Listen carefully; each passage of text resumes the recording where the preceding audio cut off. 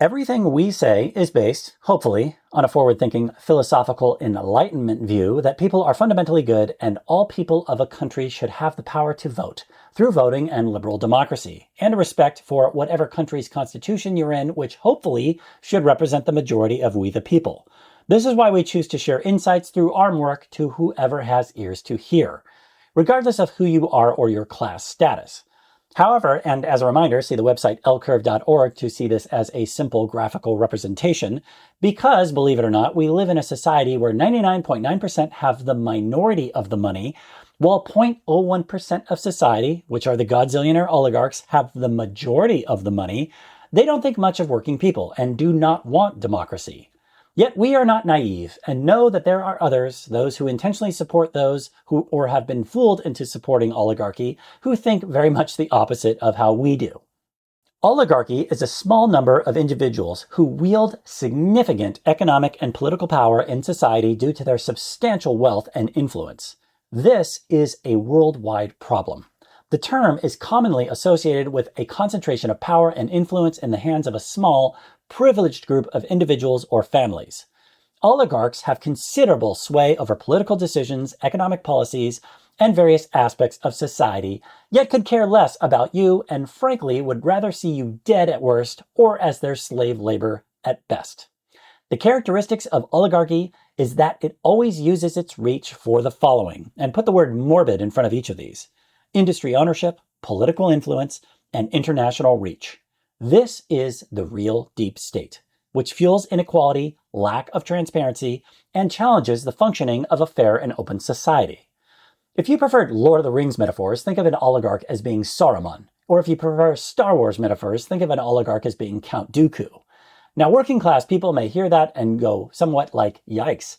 Yet the more right-wing someone is, when they hear that, they go, great. Because conservatism has blind allegiance to authority and historically defends hierarchy, and the vast majority of the time works on behalf of the top of the hierarchy, while liberalism historically works more on behalf of the poor, but really the middle class. This is why democracy is inherently liberal, as it should represent everyone, regardless of class status. And over the decades, as oligarchy has re-increased, right-wing politicians have worked less on behalf of the rich and now only work on behalf of the morbidly rich. Certainly not all people are the same, and we don't want equality of outcome or anything off balance way ultra-extreme left into communism. But we can still have a logical range of hierarchy which has minimal poverty and a powerful multicultural working middle class as a center point. That's not going to take anything away from urban, suburban, or rural white people and give all people, regardless of race, class, creed, most ability for liberty and the pursuit of happiness. Even though we typically lean lib-affiliated, and he's obviously con, we've just said the same thing that Alex Jones says. The global elite want to create a slave class and make you have to eat bugs. And we'll surely do multiple future essays and insights around the concept of accurately identifying problems but implementing logical versus batshit crazy solutions. But this can be previewed by showing that there is a saying in comedy, which is to punch up and not down. Yet because regressivism / heavy conservatism believes in an in-group and an out-group, with those in their in-group being better than those in the out-group, they only always implement policies that punch down at those not in their group. We advocate for the most free society possible across all groups, with the strongest middle class. So when we say represent all the people, modern-day regressivism has degraded to the point that when it hears that, thinks poor or even middle-class brown and black people in suburbs and cities that typically in the US vote more blue, that are not in their minority group, and that's terrifying to them.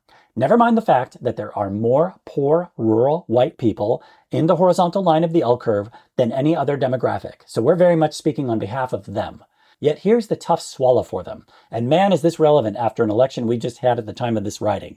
The entirety of the right wing, and to be fair, the most conservative elements of the left wing, very much do not care about the lightly rich, let alone the middle class, let alone the poor, and somewhat in Europe, more in the USA, and to an extreme degree in Russia, get into office to only protect white power and extreme oligarchic white wealth. In other non-white parts of the world, which is the majority of the world's populace, very right-wing policies are just about protecting power, wealth, and only representing the top of the socioeconomic hierarchy, regardless if it's in a country that has a primarily brown, black, or Asian population. So even though one could say that light conservatism certainly deserves respect, and in the US is more represented in a third party, or frankly the conservative side of the dysfunctional Democrats, because the primary American conservative political party has de-evolved into a more extreme faction of the right wing, which does not deserve respect, i.e. the GOP has transmuted into the train wreck of dysfunction, liberal democracy hating, GQP fascist mega red cult, the foundation of conservatism has our whole life lied in being the defenders and foot soldiers for the oligarchs, who always, when in power, have enacted nonsensible tax policies, who only help oligarchs and no one else. And we'll get into that in the next insight.